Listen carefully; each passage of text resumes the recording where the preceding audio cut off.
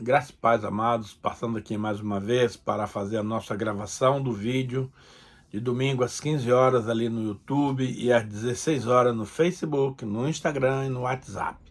Queridos, nós vamos dar continuidade ao nosso assunto da incredulidade, porque ele é muito sério e pode nos afastar do reino de Deus. Então eu quero que você, por favor, se aprofunde nesses ensinamentos para você se livrar dessa praga da incredulidade, que é algo muito sério.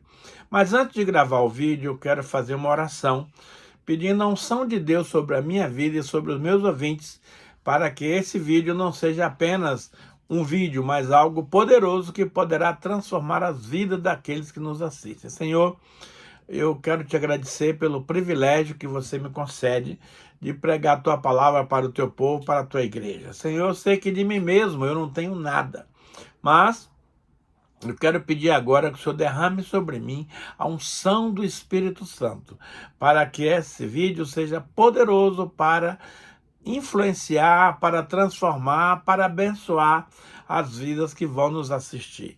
Senhor, também eu te peço que o Senhor conceda espírito de revelação e de sabedoria para aqueles que vão nos assistir, para que a palavra haja um casamento perfeito de unção e recepção.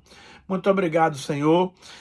Dirige-nos agora nessa gravação em nome de Jesus. O sétimo ponto da incredulidade é que a incredulidade de Israel é um espelho para nós. Vou repetir. A incredulidade de Israel é um espelho para nós. Veja, Hebreus capítulo 3, versos 17 a 19, diz o seguinte: contra quem Deus esteve irado durante 40 anos, não foi contra aqueles que pecaram, cujos corpos caíram no deserto, e a quem jurou que nunca haveria de entrar no seu descanso? Não foram aqueles que foram desobedientes? Vemos sim que foi por causa da incredulidade que não puderam entrar. Veja, amados, isso aqui é um relato muito profundo, muito sério, das pessoas que tentaram o Senhor no deserto, resolvendo desacreditar da sua pessoa, dos seus milagres, das coisas que o Senhor operou ali. E ele reafirma: contra quem Deus esteve irado durante 40 anos, que foi todo o prazo de travessia da terra do Egito para a terra prometida. E ele pergunta: não foi contra aqueles que pecaram, cujos corpos caíram no deserto? Com certeza. E a quem jurou que nunca haveria de entrar no seu descanso? Não foram aqueles que foram desobedientes? Com certeza. Vemos assim que foi por causa da incredulidade que eles não entraram na terra prometida. Agora, veja bem, apesar dos milagres diários, Israel não confiava em Deus. Eu quero te perguntar hoje, em pleno século XX, é possível que as pessoas ouçam tantos testemunhos, pregações, palavras e ainda sejam incrédulos? Com certeza. O tempo passou, mas o coração do homem continua sendo um coração duro, coração questionável, um coração que não acredita nas mensagens da palavra de Deus. Então, nós podemos observar que o maior obstáculo para eles entrarem em Canaã não foram os gigantes que os espias observaram, mas a incredulidade. Muitos hoje veem o evangelho, mas morrem no deserto da religiosidade. Essa é a nossa realidade atual.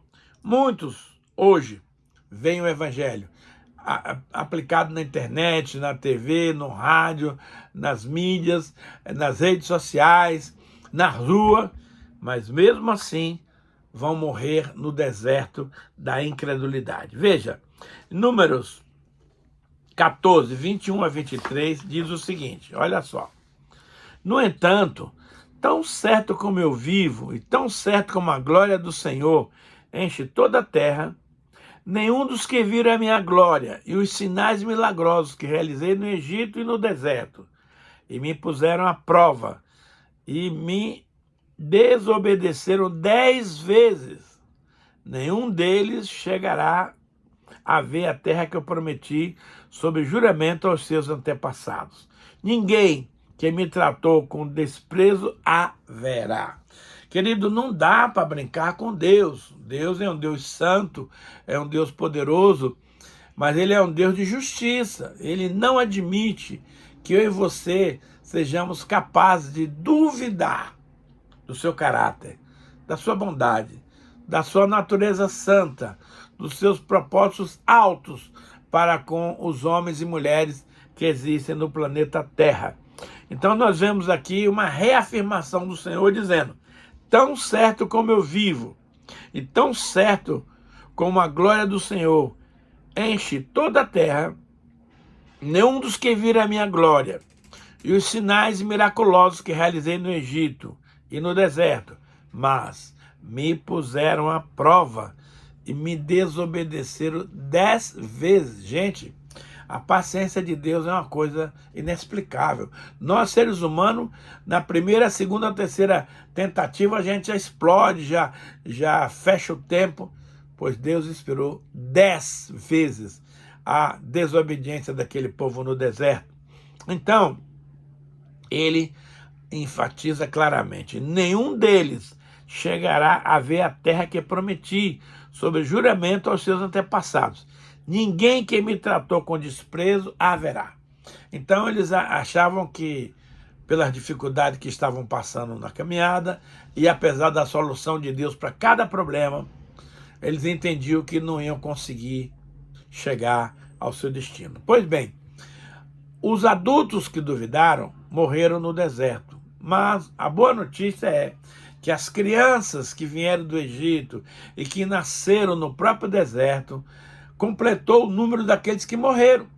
E Israel entrou na terra prometida com o número exato de pessoas que deveriam entrar. Mas uma geração totalmente mudada, totalmente edificada e crescida no deserto, em detrimento daqueles que duvidaram da bondade de Deus, do caráter de Deus, das promessas de Deus. Então veja só, em Judas 1,5 diz o seguinte: embora já tenham conhecimento de tudo isso, quero lembrar a vocês que Jesus salvou um povo da terra do Egito, mas destruíram posteriormente os que não creram. Meu querido, qual é a sua posição com relação à palavra, com relação aos princípios, com relação aos propósitos, com relação às promessas que Deus lhe fez? Veja, esse versículo aqui de Judas é muito forte, olha só. Embora já tenham conhecimento de tudo isso, quero lembrar a vocês que Jesus salvou um povo da terra do Egito, mas destruiu posteriormente os que não creram. Amados, o reino de Deus é um reino de fé, é um reino de acreditar, é um reino de ver o invisível, crer no impossível, porque Deus é um Deus de milagres. E aonde tem necessidade, ele faz o milagre para a honra e glória do seu santo nome. Você apenas viu o poder de Deus ou entrou no descanso da fé?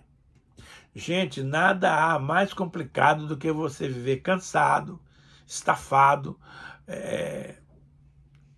enredado com todas essas coisas desse mundo. Não, não. A Bíblia manda: descansa no Senhor, espera nele, e ele tudo fará. Então, meus amados, se você não está disposto a crer, então é melhor você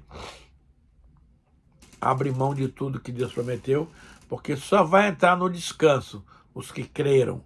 A Bíblia é muito clara em Hebreus 11:6. De fato, sem fé é impossível agradar a Deus, porque aqueles que buscam a Deus têm que saber que ele existe e que ele se torna galardoador daqueles que o buscam. Então, toda vez que eu e você buscamos ao Senhor, ele reserva para nós um galardão maravilhoso. Então, veja bem, em João 3,18 diz o seguinte, olha só. João 3,18.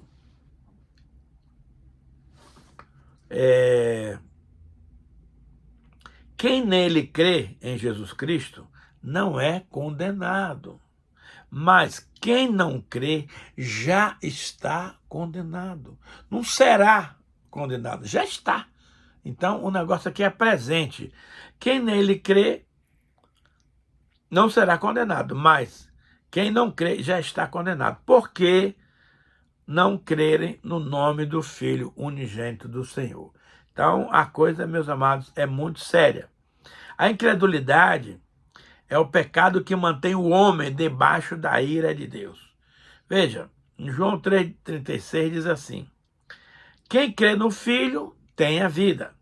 Quem rejeita o Filho não verá a vida, mas a ira de Deus permanece sobre ele. Meus amados, a maior afronta que eu e você podemos cometer é não levar a sério, é desacreditar o sacrifício de Jesus. Porque Jesus não morreu para meia dúzia de pessoas. Jesus morreu para salvar o mundo inteiro. Então está escrito lá, né, que Deus enviou seu Filho para que todo aquele que nele crê não pereça, mas tenha a vida eterna. Então, você fazer pouco caso, você negligenciar, você não aceitar esse ato do Senhor, você está cometendo um pecado gravíssimo. Então, veja só, não crer em Jesus é recusar a única porta de salvação. João 14,6 diz o seguinte, queridos. Tomé lhe disse: Senhor, não sabemos para onde vais. Como podemos saber o caminho? Respondeu Jesus: Eu sou o caminho, a verdade e a vida. E ninguém vem ao Pai a não ser por mim. Querido, eu hoje fico preocupado com a questão da nação de Israel, porque ainda agora eles não acreditam em Jesus como Messias. Mas vai chegar um dia que todo Israel será salvo, porque eles vão clamar de joelhos a presença de Jesus, a vinda de Jesus, para livrá-los da condenação, para livrá-los dos inimigos que vêm dos quatro cantos do mundo para aniquilar a nação de Israel. Nessa hora eles vão clamar. Jesus vai vir e toda a nação será salva num só dia. Então não perca por esperar, porque esse milagre vai acontecer. Então veja bem, o inferno não é povoado por assassinos, mas por incrédulos. Gente, isso é muito sério. É por isso que eu estou tomando tempo para gravar mensagens sobre esse assunto, porque você pode achar simplesmente, essa bobagem, incredulidade. Não. O inferno está povoado de gente incrédula. Olha o que nos diz a palavra aqui em Apocalipse 21:8. Quanto aos covardes, aos incrédulos, aos abomináveis, aos assassinos, aos que cometem imoralidade sexual, os que praticam feitiçaria, aos idólatras e todos os mentirosos, o lugar deles será no lago de fogo e enxofre que arde permanentemente. Essa é a segunda morte. Queridos, você sabia que quem é incrédulo não entra no reino de Deus? Sério. Por isso é que eu estou trazendo essa mensagem para que você não incorra nesse erro, não entre nesse desvio, tá? Então, Marcos 15,16 diz: Ide por todo mundo, pregar o evangelho a toda criatura. Quem crê e for batizado será salvo. Quem não crê já está condenado. Então, 2 Tessalonicenses 2,12 diz assim: Por essa razão, Deus envia a eles um poder sedutor, a fim de que creiam na mentira e sejam condenados todos os que não creram na verdade, mas tiveram prazer na injustiça. Queridos, uma das marcas do nosso Deus é a justiça. Deus é um Deus de justiça. Ele não quer que eu e você fiquemos à margem desse processo. Você já nasceu de novo por meio da fé em Cristo?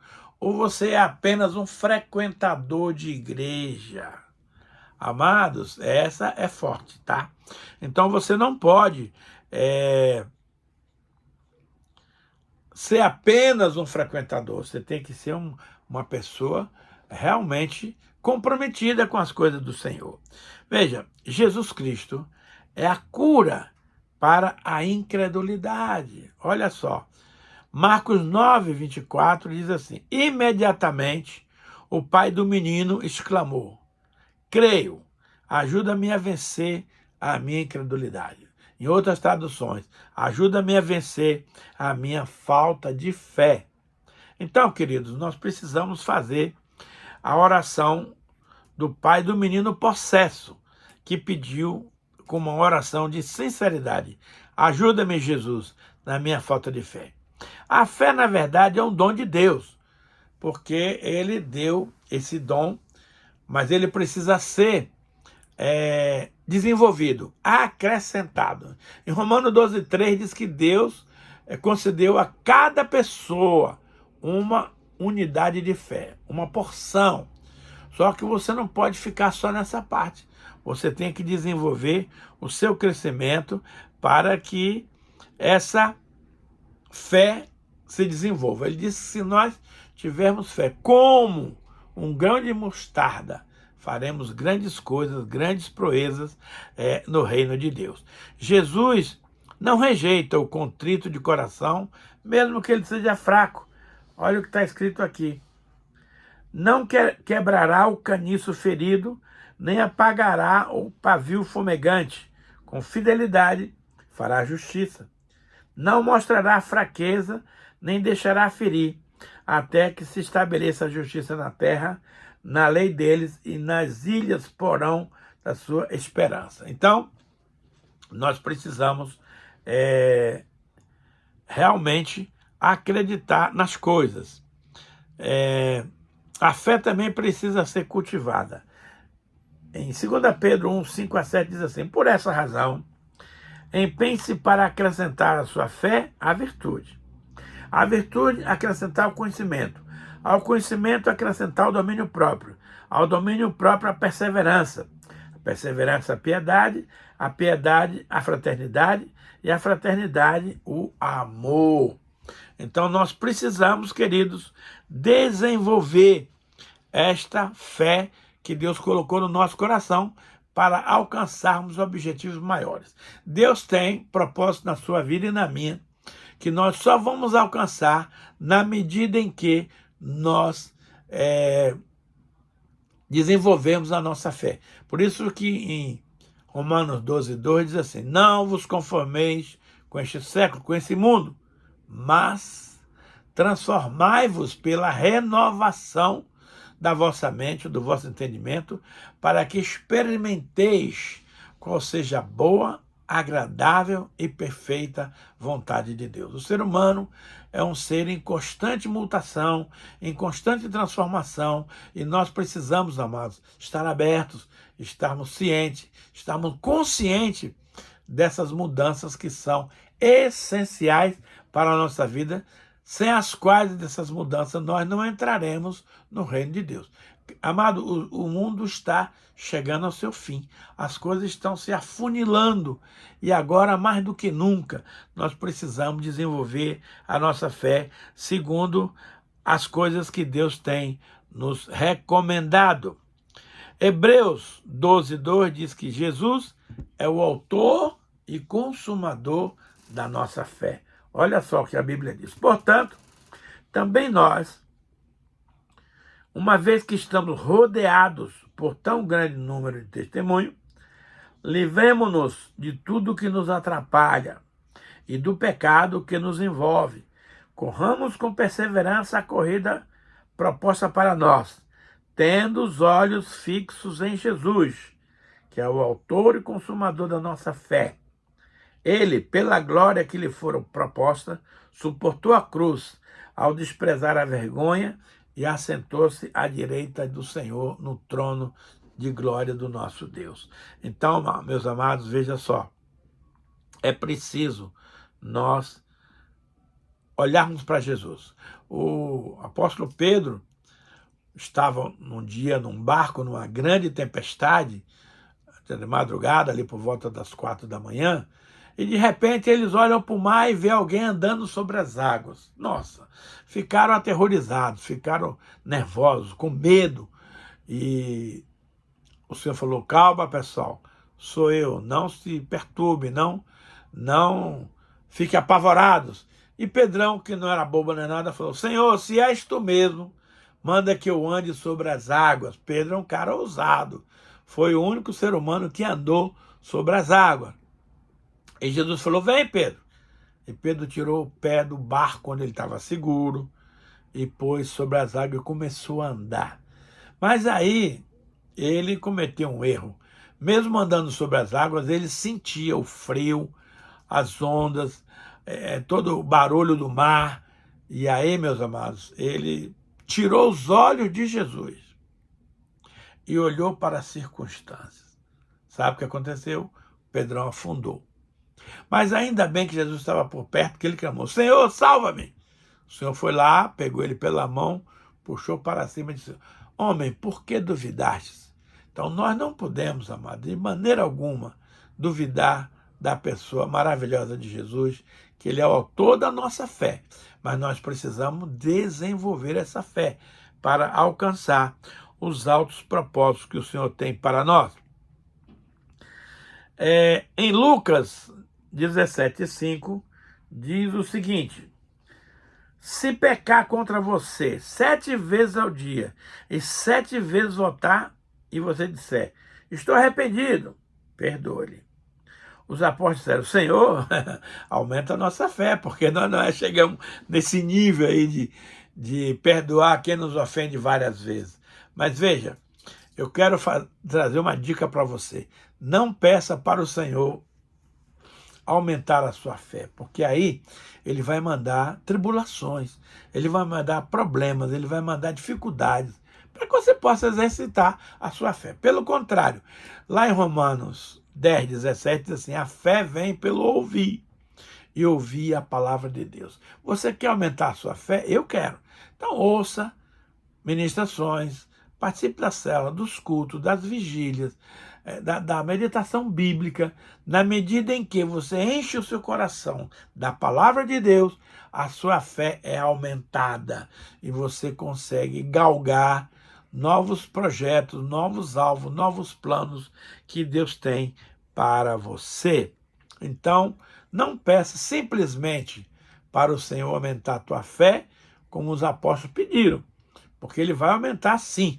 Para isso ele vai mandar uma série de desafios, uma série de tribulações, uma série de dificuldades, porque fé, meus amados, não é ausência de problemas. Fé é tranquilidade no meio da tribulação.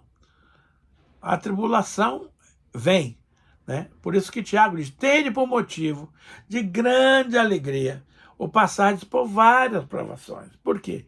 Porque a provação da vossa fé, uma vez confirmada, ela é mais preciosa do que o ouro depurado pelo fogo. Então, meu querido, leia a palavra, estude a Bíblia, participe de culto, de célula, de vigília, de reunião de cristãos autênticos, porque toda vez que você ouvir a palavra de Deus, você é acrescentado em uma medida de fé. Amém, queridos? Então, veja só, crentes também lutam contra a incredulidade. Se você está pensando que a incredulidade só alcança os não cristãos, você está enganado. O cristão convive com a fé, mas precisa ser confrontada, né? É isso que nós lemos aqui. Então, Pedro afundou ao olhar para as ondas. Já falei sobre isso. E Tomé exigiu provas da sua fé.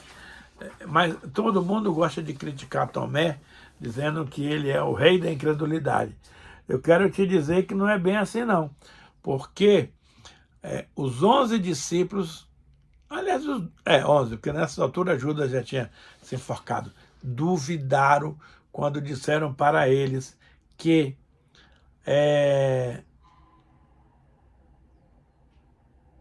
o Senhor tinha ressuscitado. Ele não acreditou na palavra dos colegas, nem das mulheres, que vira o túmulo vazio, e do encontro que Maria Madalena teve com o Senhor lá no jardim do sepulcro. Hoje é um lugar muito lindo, que é cuidado por uma missão inglesa. É um dos lugares mais tranquilos de Jerusalém, onde a gente vai lá e vê a figura do Gólgota, que até hoje ainda está lá, aquela imagem da caveira na pedra. Ali a gente realiza cultos, a gente canta louvores e participa da ceia. É uma experiência muito forte a gente estar ali no jardim do sepulcro, né? Mas veja a situação de Tomé. João 20, 27 a 29. Uma semana depois, os seus discípulos estavam outra vez ali, e Tomé estava com eles. Apesar de estarem as portas fechadas, Jesus entrou, pôs-se no meio deles e disse: paz seja com vocês. Jesus disse a Tomé: coloca o seu dedo aqui e veja as minhas mãos. Entenda, estenda a sua mão e coloque aqui no meu lado para ver o furo da lança. Pare de duvidar, Tomé, e creia. Tomé lhe disse: Senhor meu e Deus meu. Então Jesus lhe disse: por que você me viu, Tomé? Você creu? Bem-aventurado os que não viram e creram. Meus amados, nós, cristãos, estamos nessa linha dos bem-aventurados, porque eu e você não vimos os cravos, nem a marca do lado de Jesus, mas eu creio piamente, certamente em tudo que a Bíblia nos fala a respeito dos atos históricos, dos atos espirituais, dos últimos dias de Jesus na face da terra. Então, veja bem, eu não preciso ver milagres, amados, para crer em Jesus. Porém, Jesus explicou em João 4,48 o seguinte: se eles não virem milagres, os incrédulos, de maneira alguma crerão. Então, os milagres é uma ferramenta que Deus usa para despertar a fé dos incrédulos. Mas eu e você não somos incrédulos, nós cremos, porque Jesus é o nosso Senhor e Salvador, e Ele é o autor da nossa fé. Por isso a gente precisa de crer no que diz a palavra de Deus. Então Tomé passou um carão. Aliás, Tomé é um camarada meio complicado. Logo à morte de Jesus, ele mandou os discípulos ir para Galiléia, que ele iria se encontrar lá. E isso aconteceu. Tomé resolveu sair por aí, explorando para saber o que aconteceu com Jesus. Aí Jesus chegou lá, encontrou os 10 apóstolos, mas não encontrou Tomé. Então ali ele soprou sobre cada um daqueles discípulos e disse: recebei o Espírito Santo. Tomé não recebeu essa bênção, porque ele estava andando por aí, não sei para quê, não sei por onde. Então, meu querido, não dá uma de Tomé, tá? Você, com a sua fé de criança, aos céus pertence, o reino dos céus pertence às crianças. Por quê? Criança é simples, criança é crédula, criança não tem maldade, não tem malícia, e assim tem que ser a sua e a minha vida. Se nós resolvermos desconfiar de tudo, questionar tudo, fazer pergunta de tudo, nós não estamos crendo verdadeiramente no Senhor e na sua palavra. E eu quero te dizer que é muito importante eu e você estarmos firmes na palavra do Senhor e jamais duvidar do que a palavra nos assegura. Queridos, o papo está muito bom, mas o meu tempo acabou. Eu quero encerrar esse vídeo pedindo que o Espírito Santo de Deus complete a obra no seu coração, que aquilo que eu não pude falar, que eu não falei, o Espírito convença, o Espírito complete, para que os nossos ouvintes sejam impactados, sejam transformados, sejam abençoados por essa palavra. Senhor, abençoa, Pai, cada um daqueles que nos ouve nesse momento, trazendo-lhe paz ao coração, convicção de salvação, fuga da incredulidade na nossa vida. Nós não queremos nada, Pai, com a incredulidade, mas nós queremos com a fé, que o Senhor possa nos abençoar nesse momento. Eu agradeço a cada um. Abençoa, Pai, os nossos ouvintes, corpo, alma e espírito. E todos aqueles que nos assistem serão abençoados. Em nome de Jesus. Amém.